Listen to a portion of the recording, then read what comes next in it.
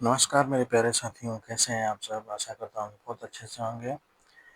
Political science यानी राजनीति शास्त्र कंप्लीट करने के क्रम में आज अगला चैप्टर मैं आप सबके सामने लेके आया हूँ, जिसका नाम है लोकतांत्रिक अधिकार। भाई, लोकतांत्रिक अधिकार वाले चैप्टर में हम देखेंगे कि अधिकार क्या है, अधिकार क्या है, मौलिक अधिकार क्या है। इन सब चीज़ों को अच्छे से समझेंगे। ये कितने प्रकार के होते हैं, संविधान में क्या इनका कोई स्थान है, कितने प्रकार को आपको मौलिक अधिकार दिए गए हैं, कानून राज किसे कहते हैं, क्या है ये, अगर कोई व्यक्ति संदेह के आधार पर पुलिस क्या आपको गिरफ्तार कर सकती है या नहीं कर सकती है, अगर करती है तो आपको किन बातों का अधिकार है, किन बातों की आपको जानकारी होनी चाहिए, ये सब चीज़ें हम लोग देखेंगे इस चैप्टर में। फिर देखेंगे कि संविधान में समानता का अधिकार क्या है, स्वतंत्रता क्या है, अभिव्यक्ति की आज़ादी क्या है, इसका लिमिटेशन कहाँ तक है। फिर धर्मनिरपेक्षता क्या है, क्या हमारा देश धर्मनिरपेक्ष है? तो अगर है आपका देश, जहाँ भी आप ये वीडियो देख रहे हैं, अगर तो वहाँ पे आपको धर्मनिरपेक्षता का मतलब समझ में आना चाहिए। ठीक है, कि धर्मनिरपेक्षता क्या है। अल्पसंख्यक वर्ग के लिए क्या संविधान में कोई जगह है? तो वो आपको देखना है कि अल्पसंख्यक किसको कहते हैं, किसके आधार पर अल्पसंख्यक का वर्ग आता है, इनके कुछ अधिकार हैं क्या संविधान में। संवैधानिक फिर देखेंगे अंतिम में कि संवैधानिक उपचार क्या होता है, क्यों संवैधानिक उपचार को भारतीय संविधान में इसको आत्मा कहा गया है। ये सब चीज़ें हम लोग देखने वाले हैं। वीडियो पसंद आए तो आप लाइक करिएगा, चैनल को सब्सक्राइब कर लीजिएगा। चलिए शुरू करते हैं। जैसे कि पहला सब टॉपिक है अधिकार। क्या है भाई ये अधिकार? तो किसी व्यक्ति का अपने लोगों, किसी व्यक्ति का लोगों, समाज या सरकार से किया गया दावा, दावा ही क्या है? अधिकार है। तो इसका क्या मतलब हुआ भाई? तो देखिए, आप एक व्यक्ति हैं, तो व्यक्ति समाज में रहता है, लोगों के बीच में रहता है। ठीक है, मनुष्य एक सामाजिक प्राणी है, बचपन से हम लोग जानते आ रहे हैं। तो लोगों से, समाज से या सरकार से, जिस सरकार को उसने चुना है, हम लोग लोकतांत्रिक अधिकार की बात कर रहे हैं। तो अधिकार वही है कि आप लोगों से, समाज से और सरकार से क्या करते हैं? दावा करते हैं। जैसे कोई मान लीजिए कि शर्ट आपने खरीदा, तो जैसे ही आपने शर्ट खरीदा, तो उस शर्ट शर्ट पे भाई, उस कुर्ते पर आपका अधिकार हो गया। आपने कोई ट्रैक्टर खरीदा, कोई चीज़ खरीदी, तो उसका जब आपने पेमेंट कर दिया तो वो चीज़ क्या हो गया? आपका अधिकार है। अगर कोई व्यक्ति कहे कि नहीं ये मेरा है, दूसरा कोई व्यक्ति कहे कि मेरा है, तो आप जो दावा करते हैं, उसके सामने उसका जो बिल वगैरह कुछ दिखाते हैं, तो ये आपका दावा हुआ। ये दावा क्या है? यही आपका अधिकार है। ठीक है, तो आप किसी व्यक्ति से, लोगों से, समाज से या सरकार से क्या करते हैं? दावा करते हैं, वो आपका वही अधिकार है। क्लियर? कि भाई ये सामान हमने खरीदा है, ये मेरा है, ये हमें चाहिए, यही अधिकार हुआ। अब देखते हैं कि अगला टर्म आया सब टॉपिक, मौलिक अधिकार। जैसा कि अधिकार में ही एक शब्द जुड़ गया है, मौलिक। मौलिक का मतलब होता है प्रमुख, बेसिक।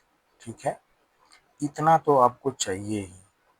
यानी कि भाई ये वे अधिकार हैं, ये मौलिक अधिकार, जो जीवन जीने के लिए, जीवन जीने के लिए, जीवन जीने के लिए ये बुनियादी, बुनियादी रूप से जरूरी अधिकार, जरूरी अधिकार। अब ये भी अधिकार ही है, लेकिन ये मौलिक है। अधिकार हैं, क्या कहलाते हैं? मौलिक अधिकार कहलाते हैं। भाई, जीवन जीने के लिए जो बुनियादी रूप से सबसे जरूरी अधिकार है, वो क्या है? मौलिक अधिकार है। क्लियर? अब देखिए, अब इसमें सोचने वाली बात है कि जीवन जीना है, तो भाई जीवन तो मान लीजिए कि एक चींटी भी जीती है, एक गाय भी जीती है, जानवर भी जीते हैं, तो उनका मौलिक अधिकार से क्या लेना देना है? जैसे इसमें बुनियादी रूप से जरूरी, इसमें मनुष्य की अगर बात करें, आदमी की बात करें, तो उसको एक भाई स्वतंत्र जीवन चाहिए, उसको बोलने का अधिकार चाहिए। ठीक है, उसको सुनने का अधिकार चाहिए, उसको एक अच्छा जीवन जीने का अधिकार चाहिए। यही चीज़ें तो मनुष्य और जानवर में फ़र्क दिखाई देता है। इन्हीं चीज़ों को समझने के बाद ना यही अंतर हो जाते हैं बेसिक। तो ये जो बुनियादी रूप से ज़रूरी चीज़ें हैं, जो ज़रूरी आवश्यकताएँ हैं, उन्हीं को क्या कहते हैं हम लोग? मौलिक अधिकार कहते हैं। ये मौलिक अधिकार, इतना तो भाई जीवन जीने के लिए चाहिए ही चाहिए। बुनियादी रूप से जो ज़रूरी अधिकार हैं वही क्या है? मौलिक अधिकार। यानी कि कह सकते हैं आप कि बुनियादी रूप से ज़रूरी अधिकार ही क्या कहलाता है जीवन जीने के लिए? मौलिक अधिकार कहलाता है। भाई इस मौलिक अधिकार में बहुत सारी चीज़ें आती हैं कि ये मौलिक क्यों हैं, ये भी हम लोग देखेंगे इसमें। अभी बुनियादी रूप से मैं ज़रूरी बार-बार इस पे फ़ोकस इसलिए कर रहा हूँ क्योंकि ये चीज़ें आपको एक मनुष्य बनाती है, मानव बनाती है, ठीक है? इसलिए आपको ये जानना ज़रूरी होगा कि क्यों ये बुनियादी रूप से ज़रूरी कहा जा रहा है, ठीक है? एक आपको स्वतंत्र जीवन चाहिए, आपको प्रतिष्ठित जीवन चाहिए, समाज में सर उठा के जीने का अधिकार होना चाहिए, आपका कोई शोषण ना कर पाए, इस तरह का जीवन चाहिए। ठीक है? तो यही आपको जीवन तो हर जगह है। मैंने बताया आपको कि जानवरों का कुछ एग्ज़ाम्पल भी लिया, तो उनमें और आप में यही बेसिक अंतर है, ठीक है? तो इसलिए ये क्या हो गए? मौलिक अधिकार। अब इन मौलिक अधिकारों की कुछ संख्या संविधान में निर्धारित की गई है, वो क्या है? वो देख लेते हैं। तो भाई इस जो मौलिक अधिकार की संख्या देखते हैं, तो संविधान में 6 निर्धारित की गई है। कितनी? 6। इसमें सबसे पहला आप जैसे मैंने बताया आपको कि ये आपको आपके बुनियादी रूप से ज़रूरी अधिकार होते हैं। तो भाई आपको समानता का अधिकार संविधान ने दिया है, कौन-सा? समानता का अधिकार। यानी कि आपको सबके साथ बराबरी का अधिकार मिला है, ठीक है? फिर दूसरा हो गया स्वतंत्रता का अधिकार। भाई आप जीवन जी रहे हैं तो आपको स्वतंत्र रूप से जीना है, आपको कुछ बातों की स्वतंत्रता होनी चाहिए, ठीक है? ये संविधान में दिया हुआ है।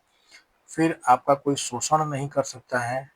अगर आप ये चीज़ें समानता है, स्वतंत्रता है, तो आपका शोषण भी कोई नहीं करेगा, तो इसलिए शोषण के विरुद्ध आपको अधिकार मिला है, कोई शोषण नहीं करेगा। अब आपको एक प्रतिष्ठित जीवन चाहिए, तो आप किसी धर्म को मान सकते हैं या नहीं भी मान सकते हैं, ये आपकी मर्ज़ी है, तो धार्मिक स्वतंत्रता का आपको अधिकार मिला हुआ है।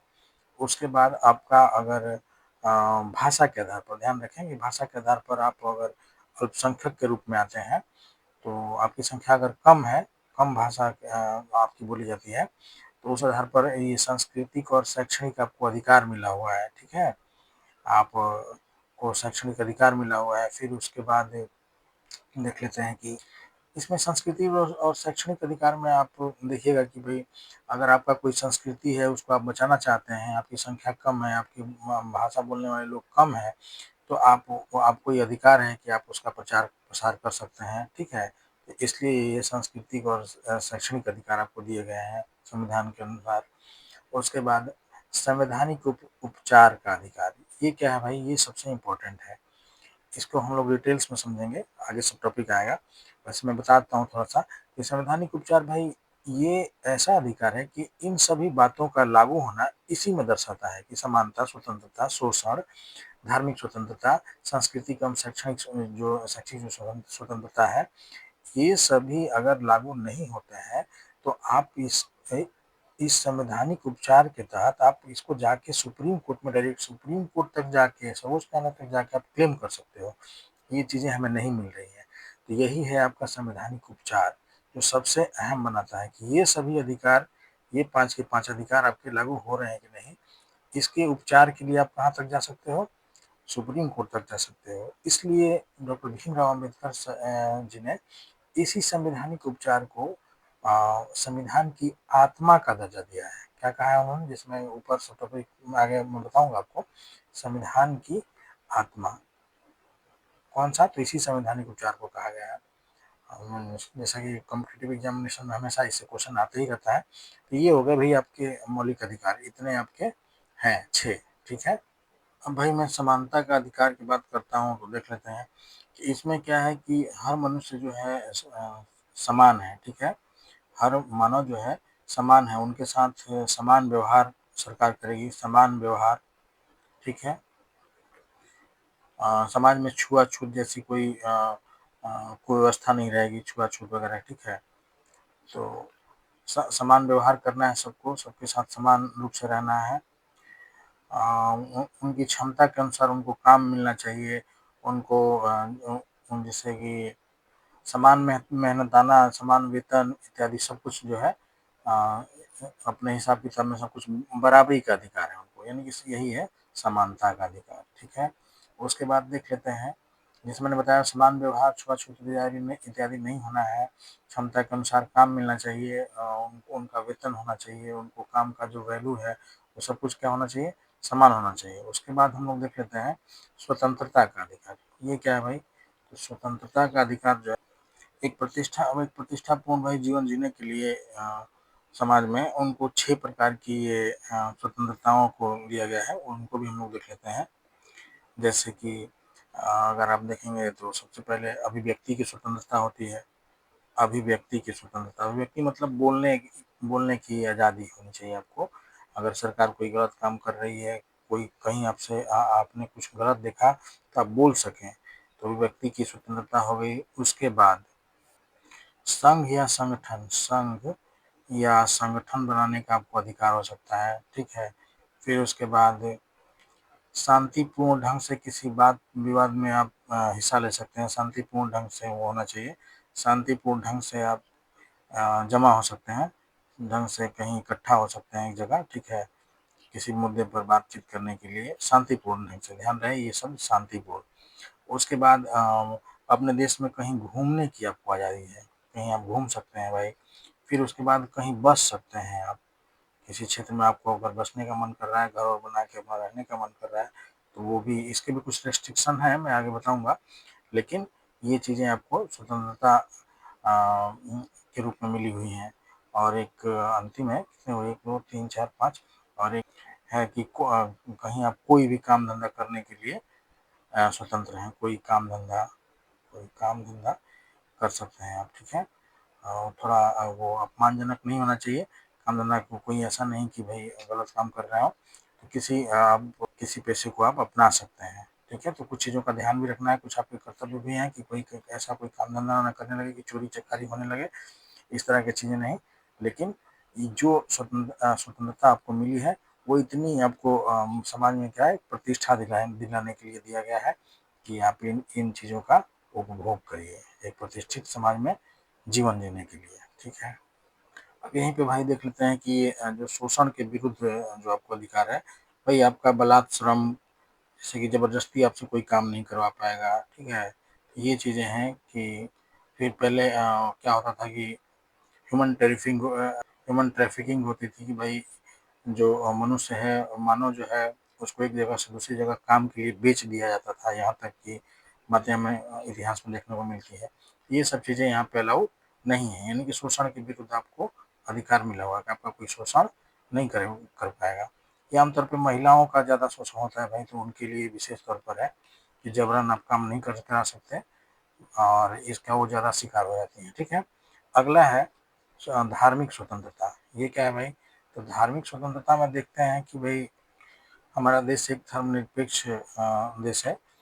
तो जहाँ पे धर्मनिरपेक्षता की बात की जा रही है, इसका मतलब सिर्फ यही होता है कि भाई धर्मनिरपेक्ष देश वो है जिसका अपना कोई धर्म नहीं है। ठीक है, धार्मिक अधिकार में यही आता है कि अपना धर्म नहीं है, यानी कि वो किसी धर्म विशेष का वो प्रचार प्रसार नहीं करेंगे, और अपना उनका कोई धर्म नहीं है, बल्कि वो क्या करेंगे, सभी धर्मों का सम्मान करेंगे। सभी धर्मों का सम्मान हुआ यहाँ पे। ठीक है, धर्मनिरपेक्षता में। क्लियर। अब भाई सभी धर्मों का जो सम्मान है उसमें ये है कि अगर आप किसी धर्म को मानते हैं तो ठीक है, नहीं मानते हैं तो भी ठीक है, वो आपकी मर्जी है। इसमें सरकार आपको हस्तक्षेप नहीं करेगी। क्लियर। सरकार को इससे कोई लेना देना नहीं है। आप किसी धर्म को मान सकते हैं, उसका प्रचार प्रसार कर सकते हैं, आप नहीं भी मान सकते हैं, तो कोई बंदिश। तो ये हुआ धर्मनिरपेक्षता, यानी धार्मिक अधिकार आपको। ठीक है, तो धार्मिक अधिकार आपको मिले हुए हैं, लेकिन हाँ इसका भी ध्यान रखना है कि भाई कोई ऐसा धर्म के आधार पर ऐसा कोई काम ना करें कि धर्म के नाम पे किसी को जबरदस्ती आप किसी से कोई धर्म मनवा रहे हैं, तो भी आपको काम ये नहीं करना है। ठीक है, अगला पेज ले लेता हूँ मैं। तो अभी हमने देखा, अच्छा पिछले पेज पे चला गया। ये पूछा जा सकता है भाई कि धर्मनिरपेक्ष शासन क्या है। मैंने अभी आपको इतना लंबा चौड़ा भाषण दिया, तो उसी में से आपको लिख लेना है कि धर्मनिरपेक्ष शासन क्या है। तो इसके अंतर्गत किसी भी धर्म को, इसके अंतर्गत किसी भी धर्म को आधिकारिक मान्यता नहीं है, किसी भी धर्म को आधिकारिक मान्यता नहीं है। वही क्या है, धर्मनिरपेक्ष शासन, आधिकारिक मान्यता नहीं है। क्लियर? तो इतनी बात आपको समझ में आनी चाहिए। उसके बाद ही आप कोई आर्टिकल वगैरह पढ़ेंगे तो आपको सारी चीज़ें आपके दिमाग में क्रिस्टल क्लियर रहेंगी कि कहाँ कहाँ से किन किन भागों में क्या क्या जा रहा है। ठीक है, मैं आगे और भी पढ़ाऊंगा आपको। तो ये बेसिक्स में ये आज आखिरी चैप्टर था। इसके बाद अपर लेवल में मैं अब एनसीईआरटी को लेकर चल रहा हूँ धीरे धीरे। ये बेसिक्स आपका आज क्लियर हो जाएगा और उसके बाद एनसीईआरटी का अपर ग्रेड वाला मैं अब लेके धीरे धीरे चलूँगा। अगला है अल्पसंख्यकों का भाई कुछ अधिकार है, जैसे कि शैक्षणिक अधिकार। ठीक है, शैक्षणिक अधिकार। तो इसके अंतर्गत भाई और सांस्कृतिक भी है इसमें। सांस्कृतिक भाई, अपना देश जो है विविधताओं वाला देश है।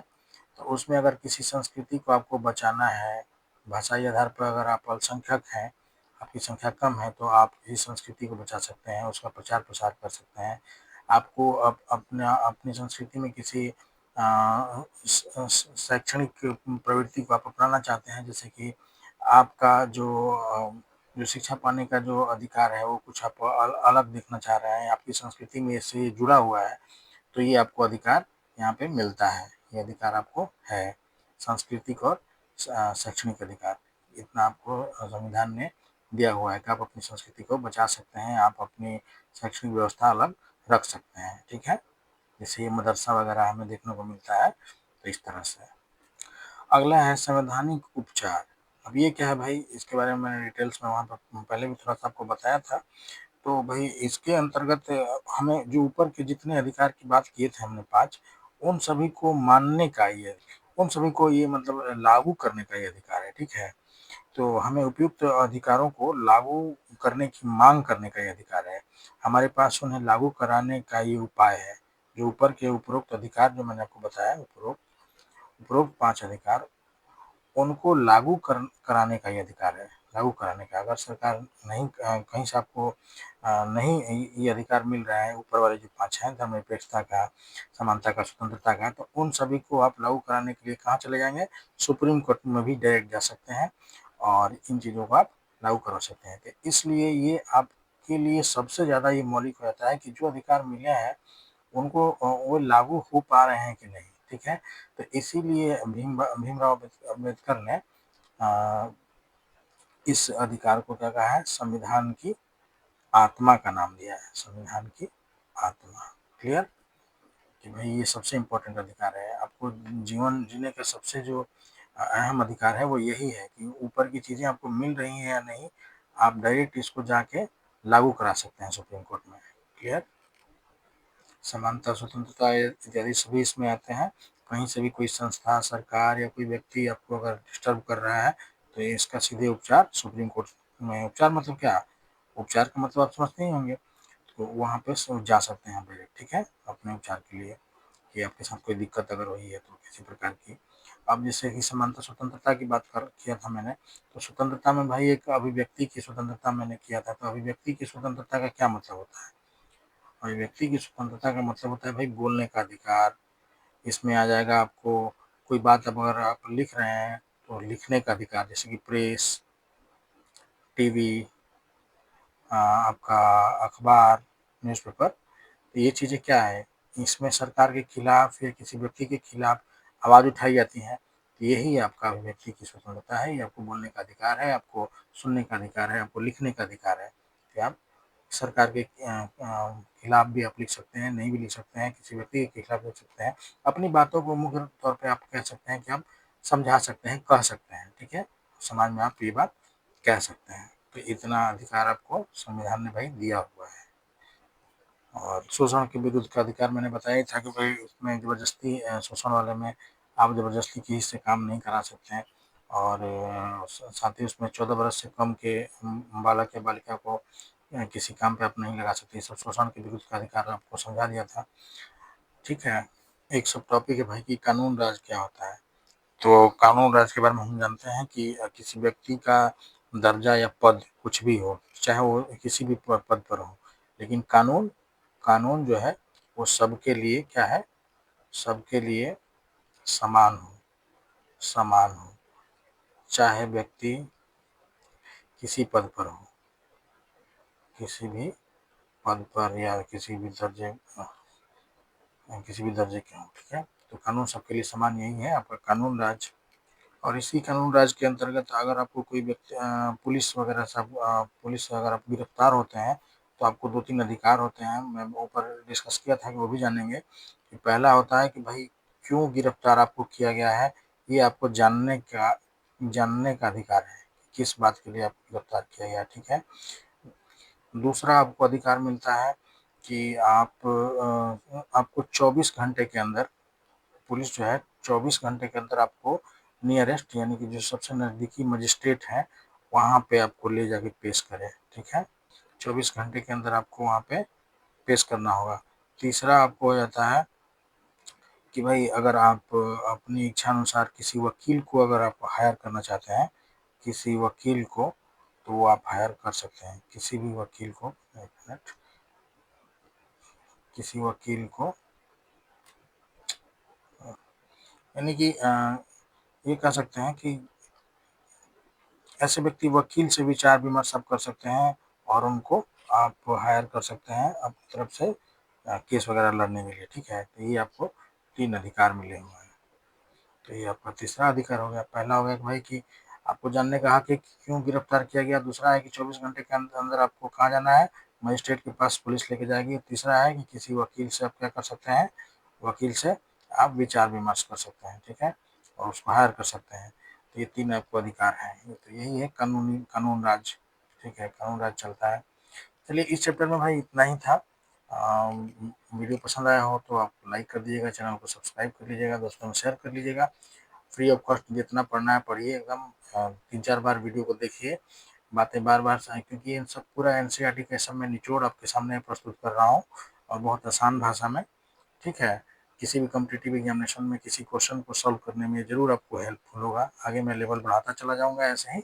चलिए मिलते हैं किसी और अन्य सब्जेक्ट में या और नए चैप्टर में। धन्यवाद।